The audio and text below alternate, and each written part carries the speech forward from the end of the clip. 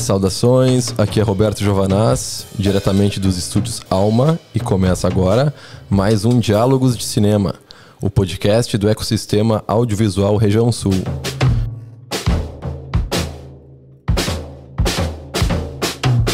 No episódio de hoje, vamos dialogar com Marton Olímpio e vamos conversar sobre desenvolvimento de roteiro, tema de sua masterclass no laboratório.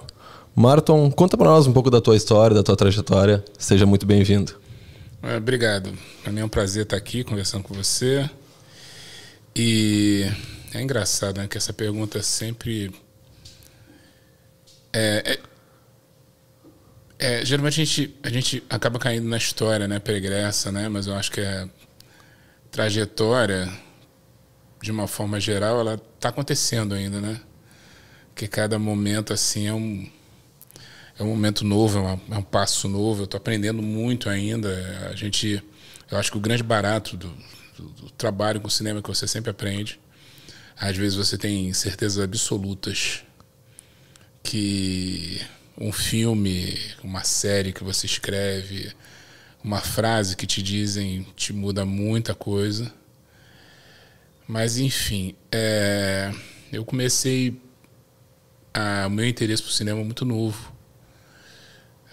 Minha mãe me carregava muito pro cinema e tinha uma coisa engraçada que ela fazia, que quando... Enfim, eu sou da época que tinha filme dos Trapalhões, filme que eram poucas as alternativas, né, do cinema infantil ou infanto-juvenil. E minha mãe era aquele tipo de pessoa que acreditava no cinema como um todo, né, e não um cinema nichado. Então, minha mãe, às vezes, não tinha Trapalhões? Então vamos ver Akira Kurosawa. E a gente ia pro Estação Paissandu, lá no Rio, ver Nossa, a gente viu um monte de coisa. E isso, para mim, foi muito interessante de já ver um cinema mais maduro, ainda garoto, né? Então, de certa forma, era muito engraçado, porque talvez algumas coisas eu perdesse no processo, mas de alguma forma o cinema me fascinava com aquela história que eu entendia. E muitas vezes não é a história que você talvez a pessoa queira te entregar, né? Isso é uma coisa muito engraçada, porque depois, quando você começa a fazer cinema, quando você começa a fazer alguns movimentos dentro da carreira cinematográfica, é muito engraçado, porque às vezes você constrói narrativas e as pessoas te procuram vendo outras coisas dentro da narrativa que você criou. E isso, para mim, é o mais bacana. Por exemplo, no filme Mergulho, a minha ideia era fazer um filme de reconexão de pai e filho. E aí um dia, na verdade, duas mulheres se aproximaram de mim, assim, em momentos diferentes, falando assim: você viu como é que você fez um filme sobre um pai e o filho, mas quem decide tudo no filme é a mãe?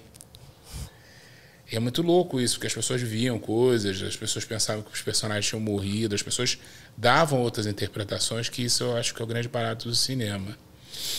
E depois dessa época de espectador, na verdade, eu acho que teve um ponto aí que foi, para mim, foi muito importante, foi quando eu fui ver Caçadores da Arca Perdida, que eu devia ter uns 10, 11 anos. Eu entrei numa sessão às 2h da tarde e cheguei em casa, porque eu fui vendo sessão atrás de sessão, né, fascinado. E eu cheguei em casa, eu acho que, 8h, 9h da noite. Minha mãe já, numa época que não havia celular, não havia... E porque eu estava muito fascinado. E ali, naquele momento, foi o momento que eu decidi. Eu falei, cara, eu quero fazer isso aí. Não sabia exatamente o que, mas eu queria trabalhar com cinema. Aí, paralelo a isso, eu sempre tive uma paixão muito grande por literatura. Eu li muito compulsivamente. E durante uma época da minha vida que eu tive que enfrentar muita escassez, assim, em lugares de dificuldade financeira mesmo, dificuldade de... Por exemplo, lá no Rio, eu morava perto de São Gonçalo, eu tinha que pegar 3 condições. E às vezes aquelas 3 horas de ônibus, 2 horas e meia de ônibus eram muito duras para mim. E o que eu fazia? Eu entrava no Rubem Braga, entrava no Fernando Sabino, entrava no Rubem Fonseca, até Sidney Sheldon, eu lia de tudo. Eu consumia assim vorazmente. E era uma forma de me tirar daquele mundo. E depois de uma outra forma de me tirar desse lugar, foi escrever. Aí eu com 14, 15 anos comecei a escrever. Primeiro contos e crônicas, depois histórias espaciais, ficção científica. Escrevi alguma coisa. Outro dia até tive contato com esse material, morri de rir, assim, nossa, muito engraçado, né? Porque é outra vida, né? De fato, você é outra pessoa, outra vida. E depois disso eu fiz alguns cursos de roteiro, né? Quer dizer, trabalhei muito tempo como redator publicitário em algumas agências, até agências grandes do Rio, mas sempre num lugar meio infeliz, assim, de estar fazendo uma escrita comercial e não estar muito feliz. E trabalhei muito com vídeo institucional, escrevi para grandes empresas como Renner, Souza Cruz, Petrobras, Shell, trabalhei fazendo também vídeo para eventos. Mas eu sempre, nesses vídeos, eu tentava, de algum jeito, meter sempre uma dramaturgia, meter um movimento inusitado, fazer um curta-metragem onde era para... Ah, não, tem que fazer um vídeo institucional para Coca-Cola.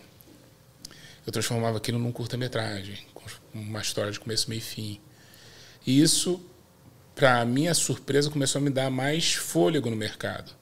As pessoas sabiam que minha escrita era diferente nesse ponto, né? Dentro desse institucional clássico. E aí, depois, um outro ponto de virada muito grande, que eu vi que eu precisava me destacar ainda mais nesse mercado, né? E para dar um pulo para a dramaturgia, eu precisava ter alguma coisa diferente. Aí eu vendi um carro que eu tinha e fui para Cuba. E passei 2 meses em Cuba, fazendo um curso de roteiro e direção de ator. E esse curso foi muito importante para mim, mais como uma reafirmação de algumas coisas que eu já sabia, entendeu? E eu ouvi de outros profissionais de outras línguas coisas bacanas do tipo, porra, você é um puta dialoguista, sabe? Suas estruturas dramáticas em cena são muito boas. Em determinado momento até tomei um susto, assim, porque muitas das coisas que eu via no curso lá de roteiro, eu já tinha visto em cursos aqui, que eu fiz curso com o Alberto Salvar, com o Domingos de Oliveira, e tinha coisas que eu já conhecia. Aí eu falei assim, cara, não acredito que eu vendi um carro, vim para Cuba para ouvir a mesma coisa que eu já ouvi no Brasil, né? E aí depois eu voltei, aí na mesma semana que eu voltei, eu arrumei um emprego na Fundação Roberto Marinho. E meu primeiro job dramatúrgico foi escrever telecurso. A Oficina do Rubinho, e tinha um outro que eu esqueci o nome, que era uma coisa sobre uma locadora, tal, enfim, locadora de vídeo. E aí depois eu comecei a escrever muitos roteiros curtas, escrevi em algumas oficinas de roteiro, como curta cinema, saí escrevendo. E aí, para minha surpresa, eu comecei a me classificar. E aí depois eu tentei um longa, que durante uns 5 anos eu tentei entrar no laboratório SESC de roteiro, que hoje é Novas Histórias. E um dia colou. E um dia eu entrei e lá eu tive a oportunidade de conhecer muita gente, Marcos Bernstein, conheci o Braulio Montalvani, conheci a Carol Couto e conheci, quer dizer, reencontrei, porque eu já tinha encontrado no curta cinema, a Rosana Schwartzman. Foi uma pessoa muito importante para mim nessa virada de começar a trabalhar com dramaturgia mesmo, que é ela que me indicou para uma série que eu escrevi depois chamada Natália. Aí foi meio que um trabalho puxando o outro, assim, no sentido por isso que eu acho que é muito importante isso, você ter um trabalho sólido e você acreditar no trabalho no sentido de investir mesmo, sabe? Porque pode parecer meio lugar comum ou uma frase feita, mas escrever é reescrever, sabe? Quanto mais você puder voltar no seu material, quanto mais você tiver prazo para voltar no seu material e para poder ver se a cena está redondinha, se você pode tirar uns diálogos, se alguma coisa pode ser mise-en-scène em vez de fala, se a entrada e saída dos seus atores estão boas. Eu acho que isso é uma missão do roteirista também. Tudo bem que o diretor pode depois mudar tudo, pode estragar, enfim, pode fazer o que ele quiser. Mas eu acho que você tem que entregar a sua visão do roteiro. Porque hoje eu acho que tem muita gente botando lá, fulano e ciclano jantam. Tá, mas como é que eles jantam? Como é que o cara tá segurando no talher? Como é que ele tá cortando a raiva, cortando a carne? É com raiva, tranquilo? E a fulana, ela tá jantando preocupada, como é que tá o prato dela? Tá cheio? Porque isso tudo vai falando dos personagens, vai construindo. E aí, cara, depois do Natal as coisas caminharam bem, começaram a caminhar. Aí eu fiz uma série de seriados para streaming, até que surgiu na minha vida o Sequestro Relâmpago, o longa, que foi o meu primeiro longa, que eu escrevi para Tangerina. E depois esse longa teve uma história engraçada que ele foi parar na Globo, né? Porque o Bonassi, que ia escrever, trabalhava na Globo na época no Carcereiros. E ele perguntou, pô, a Globo tá procurando projetos desse formato, desse tamanho, para um projeto chamado Janela Curta. Aí levou, e aí, tipo, um ano depois do projeto, tudo, um ano, talvez menos, não lembro ao certo, eu fui chamado para fazer o Cidade dos Homens. E é muito louco, porque a gente sempre questiona monopólios, mas assim, como a Globo te dá uma visibilidade em outro lugar. E isso eu estava falando, assim, que dá a impressão que foi rápido, mas isso talvez eu já tivesse uns 15 anos de carreira, uns 12 anos de carreira. E na Globo, que de certa forma eu ganhei uma exposição e as pessoas, não, esse cara escreve, porque, enfim. Aí depois da Globo ainda tive alguns produtos lá dentro que não acabaram não indo ao ar. Eu escrevi um experiente lá que eu gosto bastante. E depois teve um convite do Marielle, que as coisas acabaram não andando muito bem, acabou não acontecendo. E aí eu saí da Globo para fazer parte do time da Teresa Gonzalez na Paramount, que a gente tinha 2 projetos, um era o Anderson, Os Pais de Silva, o outro era Narrativas Negras, que a gente fez produtos bem interessantes, produtos que a ideia era fazer produtos para audiovisual negro, né? E levantar o Anderson também, né? Essa série que eu tenho muito orgulho e que ano passado foi indicado ao Emmy Internacional de Melhor Série. E é isso, cara. Eu acho que, resumidamente, essa é a minha trajetória aí, que ainda bem que está caminhando, né? Está caminhando bem. Para frente. O Ecossistema Audiovisual Região Sul é uma iniciativa que busca impulsionar a indústria cinematográfica no extremo sul do Brasil. As atividades são realizadas com recursos da Lei Paulo Gustavo, Procultura RS, Secretaria de Cultura do Estado do Rio Grande do Sul, Instituto Estadual de Cinema, Ministério da Cultura e Governo Federal.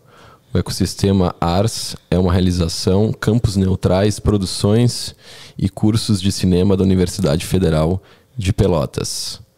Marton, como transformar uma história num roteiro? Rapaz, eu acho que... Eu vou falar uma coisa aqui que parece meio óbvia, mas eu acho que escrevendo. Porque eu acho que não tem experiência diferente para... Eu acho o seguinte, primeiro você vê o quanto de carne tem essa história, né? Porque, por exemplo, quando a Tata recebeu lá, que ela viu a reportagem do Sequestro do Relâmpago, era uma história de uma menina que foi para um bar na Vila Madalena. Na saída do bar ela foi sequestrada. E aí os caras tentaram tirar dinheiro com ela em caixa eletrônico, não conseguiram. Levaram para quebrada lá de São Paulo, cheiraram um monte de cocaína e depois foram para a casa dela e roubaram a casa dela. Essa história, se você ver, ela cabe num curta. E aí como é que você transforma isso num longa? E aí existe a técnica e existe uma certa estrutura dramática de você começar a trazer mais carne, né? É quase como você tem ali o esqueleto da história. Você tem que botar a carninha, você tem que preencher as lacunas. E esse que é o grande desafio. Então, tem várias técnicas, como quadro branco, como post-it. Eu, por exemplo, nesse caso, eu fiz, porque era uma história toda que se passa numa noite. Então, eu fiz um quadro negro, quadro branco, né? Que eu dividi o quadro nas horas. Então, eu fiz uma marcação assim, 8 horas, 9 horas, 10 horas, 11 horas, meia-noite, 1, 2, 3, até 6 horas, até 10 horas da manhã, que é a hora que eles conseguiriam sacar no banco. E aí, eu fui vendo o que eu podia botar de mais histórias ali dentro. Então, eu criei coisas que não estavam no original. Então, os caras tentam vender o carro, não conseguem. Eles passam por uma blitz. Tem uma hora que eles têm que abastecer o carro, que um deles diz que está com fome. O outro fala, não, eles têm que ir embora. O cara vai para uma hamburgueria. Na hamburgueria chega a polícia. Tem toda uma tensão, Tem uma hora que a garota, no caso, a Isabel, né, que é a nossa personagem, foge do carro, que eles perseguem ela. Então, na verdade, é você ver também que fôlego tem essa história. Porque às vezes a pessoa tem, nossa, me contaram uma história que a história é genial. Porque hoje, por exemplo, tem uma coisa engraçada nisso, né? Porque as pessoas estão muito numa vibe de fazer série. Ah, não, vou fazer uma série. Pô, isso aí daria uma série, pô. E às vezes não tem fôlego. Porque assim, qualquer executivo vai te perguntar, porque assim, a partir do momento que o cara para ouvir tua história, para ouvir por onde ela vai, principalmente numa série, ele vai te perguntar, tá, tudo bem, qual vai ser a segunda temporada? Não é sobre a primeira. Para onde é que a gente vai na segunda temporada? E às vezes não tem fôlego. E às vezes tua história... E às vezes eu já vi algumas tretas, assim, em pitches, em algumas coisas assim, porque as pessoas acham que tem uma série e não tem.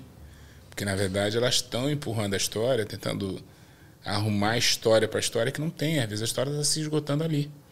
E é a mesma coisa, às vezes, em longa, que às vezes o cara tem um puta curta-metragem, um média interessante, mas aí vai aqui uma recomendação, não façam médias, ou tentem evitar média-metragem, porque você não vai ter onde exibir.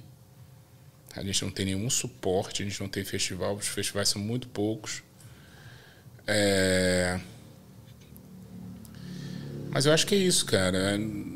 Eu acho que a história... E ela pode surgir de vários lugares, assim, de uma notícia de jornal, como foi esse o caso da Tata. Pode surgir de uma biografia, pode surgir de um livro, pode ser uma história pessoal sua, entendeu? E às vezes as histórias caem. Por exemplo, minha mãe estava mexendo nas coisas dela lá, jogando coisa fora, tal. De repente ela descobriu uma coisa que até a gente já conhecia, mas eu nunca tinha me atentado para isso. Uns documentos antigos escritos à mão pelo meu avô. E em cima desse documento estava escrito o roteiro. E é a história dele, de todo o processo dele quando ele chegou no Rio, porque ele veio do interior de Maceió, de Matriz de Camaragibe, para lutar contra os paulistas na Revolução de 30. E aí é todo o trajeto dele, a parte emocional dele, cara. Meu avô deixou uma história pronta para mim, escrita em 32. Então, dali vem a história. E aí é você meio que estruturar começo, meio e fim, pensar nos atos, pensar se tem carne suficiente para sustentar a história do começo, meio e fim, ver se precisa de mais histórias, mais personagens, ver se... Enfim, também para a coisa não ficar arrastada, né, na sua estrutura.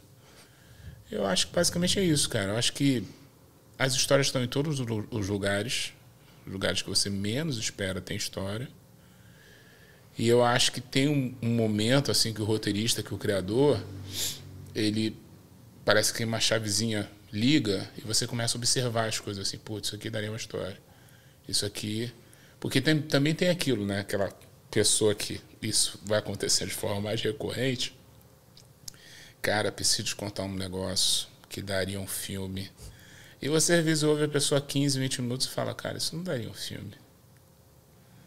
Entendeu? Não daria um filme, mas às vezes a pessoa acha a história interessante. Nem toda história interessante daria um filme. Essa que é a questão.